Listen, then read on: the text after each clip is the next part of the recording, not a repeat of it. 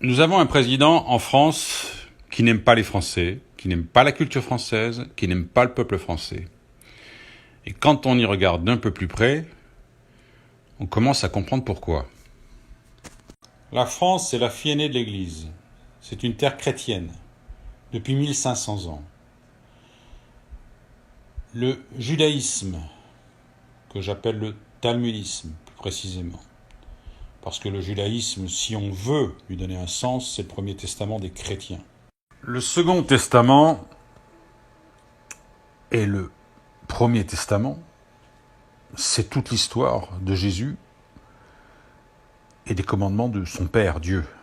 On ne peut pas dissocier l'un de l'autre, sinon ça n'a aucun sens.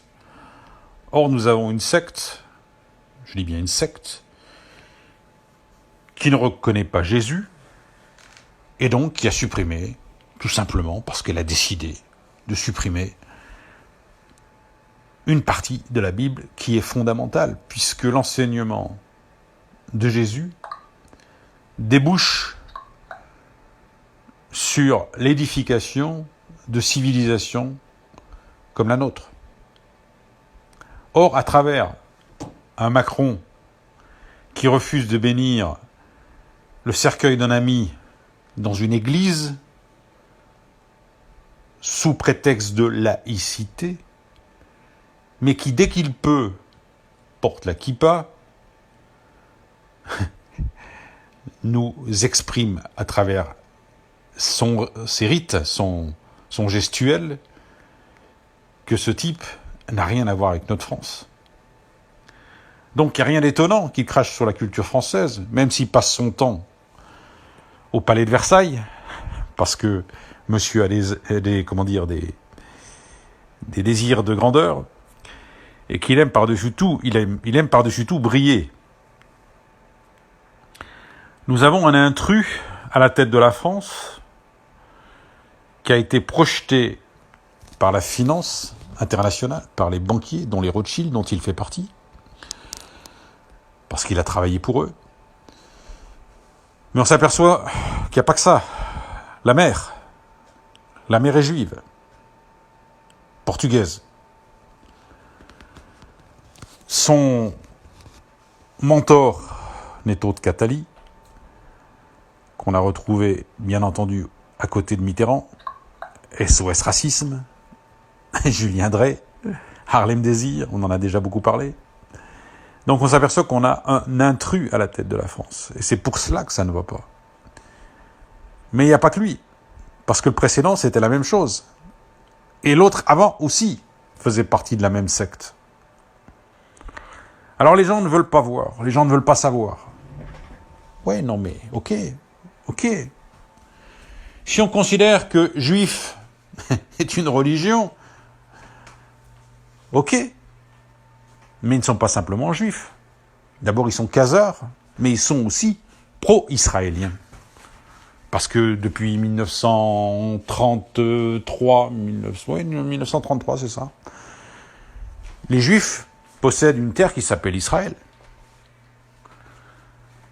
Donc, quand on sait un jour que les Israéliens ont volé les plans du Mirage, copié la centrale nucléaire de Marcoule, on s'aperçoit que les Israéliens défendent leur patrie, et pas celle de la France. Donc les Français s'accoutument, s'habituent d'un individu qui en fait n'a rien de français. Et au bout de 5 ans de Sarkozy, 5 ans de Hollande, 2 ans de Macron, on s'aperçoit que la France va très mal. Très très mal. Non seulement elle va mal, mais elle est en faillite. Et combien de Français sont en mesure de dire « Mais attends, le problème, il est le fait d'une secte qui dirige notre pays, nos institutions, et qui ont même déformé, complètement déformé nos institutions en imposant des lois qui ne correspondent pas à notre France d'origine. » Et pourquoi les Français... Pourquoi je souris? Bien sûr, parce que la plupart des Français se considèrent athées. Mais comment se fait-il que ces Français qui se considèrent donc athées, aujourd'hui se manifestent autant? Tout simplement parce que, bien que se disant athées, ils sont édifiés depuis des siècles par des valeurs chrétiennes catholiques. Et forcément, entre un président juif et une culture chrétienne, il y a quelque chose qui ne va pas. Il y a quelque chose qui ne colle pas. Alors, les Français disent ça colle pas, mais ils ne savent pas pourquoi ça ne colle pas. Parce qu'ils ne vont pas au fond du problème. Ils ne veulent pas analyser l'origine du problème. Mais l'origine du problème, il est simple. C'est que le christianisme est imprégné dans les Français. Et on ne peut pas accepter le talmudisme ou la maçonnerie, c'est pareil d'ailleurs, comme religion secondaire, qui vient d'ailleurs supplanter le catholicisme. Alors, pour essayer de déraciner le catholicisme, ces juifs nous imposent l'islam. C'est-à-dire qu'en fait, la France est prise en étau par une secte talmudique et une secte islamique. Je dis secte pour l'islam parce que une religion qui a été créée 600 ans après le christianisme ne peut pas être crédible. C'est impossible. Donc voilà où nous en sommes. Et pourquoi les Français n'arrivent-ils pas à faire la synthèse de tout ce qui se passe? C'est parce qu'ils sont formatés, instrumentalisés par des médias qui les ont totalement tordus, confondus. Et tant qu'ils ne feront pas le point, tant qu'ils ne feront pas la lumière chez eux, jamais ils comprendront pourquoi et par qui ils sont manipulés. Aussi, cette crise du coronavirus est intéressante parce qu'elle voit surgir des gens qui tirent des ficelles. Je veux parler de Bill Gates, qui est également juif.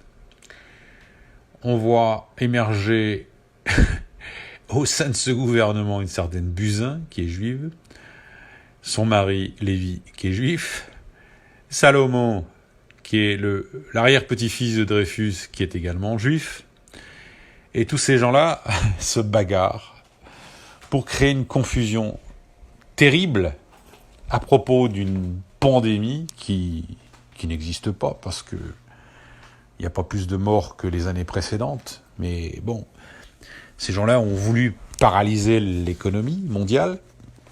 Bill Gates s'en félicite d'ailleurs, ce psychopathe abruti, totalement satisfait de voir qu'en fait, ils ont réussi à créer quelque chose, une panique, une peur. Et de là, donc, toute l'économie mondiale est paralysée, parce que ces juifs qui veulent nous imposer le nouvel ordre mondial, de manière à permettre à l'Antéchrist de prendre possession d'un monde déstructuré, en panique, profit des Juifs. Tout cela nous démontre qu'en fait, c'est toute une manipulation, c'est tout un travail qui a été effectué sur des siècles. On peut même remonter très loin, mais on peut parler des protocoles des sages de Sion, en 1776, qui expliquent toute cette conspiration actuelle. Et ce qui est particulièrement, je dirais, choquant, c'est de voir que les populations subissent sans vraiment réagir. Ils commencent à réagir. Ils commencent seulement à réagir à partir du moment où ils sont en train de s'apercevoir qu'on leur a non seulement menti, mais qu'on les a également manipulés. Bizarrement, il y a une pandémie qui arrive, elle aurait pu être nocive, peut-être c'était prévu qu'elle soit plus nocive. En fait, heureusement, par chance, elle ne l'est pas. Mais curieusement, il n'y a pas de médicament. Et en plus, s'il y en a un, c'est la chloroquine. Bizarrement, depuis février 2020, elle est classée comme vénéneuse alors qu'elle existe depuis 70 ans. Bizarrement, il n'y a pas de masque. Bizarrement, les sociétés qui fabriquaient des masques sont en faillite. Bizarrement, tout est activé depuis la Chine, où les financiers, comme les Rothschild, les Rockefeller, ont déplacé leurs actifs là-bas. Parce qu'ils ont tellement sévi sur l'Europe et sur les États-Unis qu'ils ont des craintes d'être stoppés. Parce qu'il n'y a pas que l'Europe qui leur en veut, il n'y a pas que les États-Unis qui leur en veut, il y a aussi la Russie, ça fait du monde, ça fait quand même 3 grosses puissances qui cherchent à les coincer.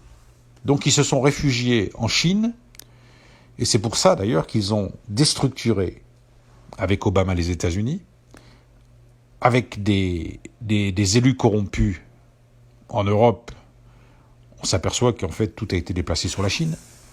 Et ça fait depuis des décennies que la Chine a évolué de manière phénoménale. Donc il faut bien comprendre que si la Chine a progressé, c'est parce que l'Europe et les États-Unis ont régressé. Obama a fait beaucoup de mal aux États-Unis. Bush, le précédent également. Et tout ça, ça fait partie d'une conspiration Illuminati qui concerne les banquiers internationaux qui sont en majorité juifs. Le communisme a toujours arrangé les Rothschild et les Rockefeller. Ils en ont fait une force d'opposition au capitalisme. Ils jouent toujours sur les contraires. D'ailleurs, les Juifs ont toujours passé leur temps à émettre des contraires. Lorsqu'ils rentrent dans une civilisation, ils mettent en place des philosophes, des théoriciens, des intellectuels, des écrivains, qui vont chercher à diviser la société en émettant des philosophies, des doctrines. Dans le passé, ils ont créé la gnose, l'arianisme, le sionisme. Donc ils créent des courants, le communisme aussi, l'anarchie aussi. L'anarchisme, ce sont les juifs également, le socialisme. Donc c'est une façon d'arriver en disant, dans une civilisation, tiens, vous pourriez faire ci, vous pourriez faire ça. Et en général, quand ils commencent à émettre des idées, comme les BHL, les Finkelkraut, les Lang et compagnie, Kouchner, Attali, c'est une manière de chercher à déstructurer ce qui est en place. C'est comme si vous êtes invité dans une famille, puis vous arrivez dans la maison de gens qui vous invitent, et puis vous leur dites, tiens, c'est bizarre cette couleur blanche là, au niveau des murs, ça vous fait pas mal aux yeux, ça vous choque pas? Moi, je verrais plutôt du beige, quelque chose de différent. Puis votre fille, comment ça se fait qu'elle s'habille avec des chaussures comme ça, avec une robe comme ça? Vous voyez, le juif, il a toujours un regard sur l'autre, mais il n'a jamais un regard sur lui. Et quand il a un regard sur l'autre, c'est toujours une façon de l'attaquer, de le déstabiliser pour qu'il se remette en cause, et de manière ensuite à imposer ses idées. Diviser pour régner. Donc il faut arriver à un moment donné à comprendre que le juif est malsain, il est pervers, il est malade, parce que pour moi ça reste un malade, ça reste un névrosé, c'est une communauté qui souffre du déicide de Jésus depuis des siècles, et qui par-dessus tout n'arrive pas, je dirais, à retrouver son équilibre, ce qui est assez logique d'ailleurs. C'est une communauté à plaindre, c'est une communauté qui ne vit que par l'argent et le pouvoir, la domination, la haine. C'est les gens qui vivent sans amour. D'ailleurs, quand on lit le Talmud et qu'on découvre que une enfant est consommable à l'âge de 3 ans, sur le plan sexuel, on se rapproche de l'islam. Donc c'est des gens qui sont vraiment arriérés, qui sont malsains, qui sont pervers. D'ailleurs, la pédophilie est juive, comme elle est islamique. On retrouve des similitudes, d'ailleurs, entre musulmans et juifs dans les pratiques sexuelles. Les femmes, lorsqu'elles ont leurs règles, doivent se soumettre à la sodomie. Ça fait partie de leur Talmud. Il faut le savoir. Ils ont des pratiques sexuelles, bien sûr, opposées aux valeurs catholiques. C'est pour ça que ça ne fait pas bon ménage. Ça ne peut pas faire bon ménage dans la mesure où tout ce qui découle du Talmud est en opposition avec le christianisme. Et c'est pour ça que ça explose en ce moment. En fait, les Français sont en train de se rendre compte que ce n'est pas compatible, que leurs fonctionnements ne sont pas compatibles avec les nôtres. Et comme la synagogue de Satan pousse en permanence, avec des technologies en plus qui sont néfastes pour les peuples, comme la 5G, donc les Français, les Allemands et les peuples européens, même américains bien sûr, sont en train de se soulever, parce que trop c'est trop. Donc on va arriver à une révolte des nations et des peuples contre cette synagogue diabolique qui n'arrêtera jamais parce qu'ils ne veulent pas arrêter. Ils sont poussés par une haine, par une énergie négative qui les pousse en permanence à attaquer, à agresser. Et la seule façon de nous en débarrasser, c'est d'être encore plus agressif qu'eux. Et ça, on sait faire, on sait faire, il n'y a aucun problème. Le problème, c'est que il va falloir nous lever, il va falloir montrer les dents, il va falloir leur comprendre qu'on n'a pas changé, parce qu'ils pensent qu'ils nous ont changé, ils pensent qu'ils ont féminisé les sociétés, de manière à nous rendre dociles et cons, mais c'est pas le cas. C'est pas le cas. S'il y a des gonzesses dans la population parmi les mecs, ok, mais il n'y a pas que des gonzesses parmi les mecs dans les peuples. Et ils vont s'en rendre compte. Et on va leur faire comprendre. Mais cette fois-ci, ce sera la dernière. Ils ne rattaqueront plus parce qu'on ne leur permettra plus de réattaquer. Alors, autre chose dont je voulais vous parler. Il y a 7 ans, je me suis trouvé à Paris, dans un salon immobilier. Et en repartant de Paris, il y a un taxi avec lequel on parlait politique. Donc le gars, le chauffeur, me disait « J'ai vu un hôtel à Paris où il y a 200 Tchétchènes en attente qui coûtent la bagatelle de 200 000 euros chaque mois. » Je dis « Merde, des Tchétchènes, des Arabes, comme si on n'en avait pas assez. » Mais ceux-là, c'est pas les Arabes de chez nous, c'est les combattants. Donc je cherchais à comprendre quel était l'intérêt d'avoir ce genre de guignol là, chez nous. Et en plus de payer pour avoir ces gens-là. Donc il fallait que le gouvernement de l'époque en ait un certain intérêt. C'était sous Hollande, ça. Sous Hollande ou Sarkozy, je pense que c'était Hollande. Enfin bref, c'est pareil, de toute façon. Donc on sait aujourd'hui que parmi les flics, parmi la police, que ça soit d'ailleurs en France, en Allemagne ou dans toute l'Europe, les gouvernements du Nouvel Ordre mondial, donc ces élus corrompus comme Macron, Merkel, utilisent donc des types comme ça, en fait, des demandeurs d'asile, de manière à pouvoir fracasser les populations en cas de conflit. Le Nouvel Ordre mondial l'avait dit d'ailleurs, l'avait fait savoir à un moment donné, aux États-Unis, il était question d'utiliser les types qui étaient en prison pour taper sur la gueule de la population. Bon, aux États-Unis, ils peuvent toujours arriver parce que les gens sont armés. Bon, sûr que si les autres sont armés, ça fera du grabuge dans les deux camps, mais je dirais qu'on ne se laissera pas faire. Mais c'est pour vous donner une idée quand même de ce qui est en préparation. Donc lorsque vous voyez monter des maladies entre guillemets inventées de toutes pièces, la 5G, des lois qui vont à l'encontre de l'intérêt des Français, une immigration qui est énorme, qui coûte énormément de fric, et que parallèlement on vous dit il n'y a pas d'argent, pour les militaires, pour nos militaires qu'on a envoyés au Yémen, on n'a pas d'argent pour nos hôpitaux, on n'a pas d'argent pour nos vieux, mais par contre pour loger des populations comme des Tchétchènes, là il y a du fric, là du pognon il y en a. Donc on voit très bien que nous avons à la tête de nos gouvernements des pourritures, des ordures qui ne travaillent pas dans l'intérêt des nations, mais contre les nations et contre les peuples. Ceci pour dire que le Sénat, pour moi, c'est les mêmes ordures, c'est exactement pareil. Donc tous les politiques, quelles que soient les institutions françaises, tous ces gens-là sont coupables et complices de ce qui se passe. Donc il faudra leur tomber dessus, il va falloir les juger et les mettre en prison à vie pour conspiration. Si on rétablit la peine de mort, ce ne sera pas plus mal. Mais dans tous les cas, ces gens-là, au minimum, ce sera la prison à vie. Voilà ce que je voulais vous dire. Concernant toutes les photos qui circulent, là, que je vous fais passer, il y en a d'autres. Il y en a beaucoup plus que ce que vous voyez là. Ne vous imaginez pas que tout est là.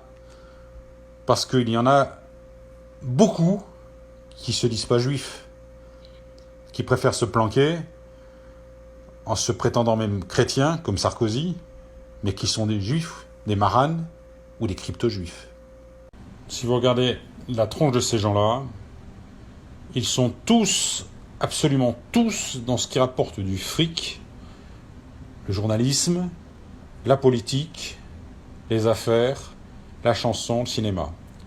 Et s'ils sont là, c'est pas parce qu'ils sont meilleurs que les nôtres, pas du tout. C'est parce qu'ils ont viré les nôtres. Sachez-le. Merci à vous. Bye.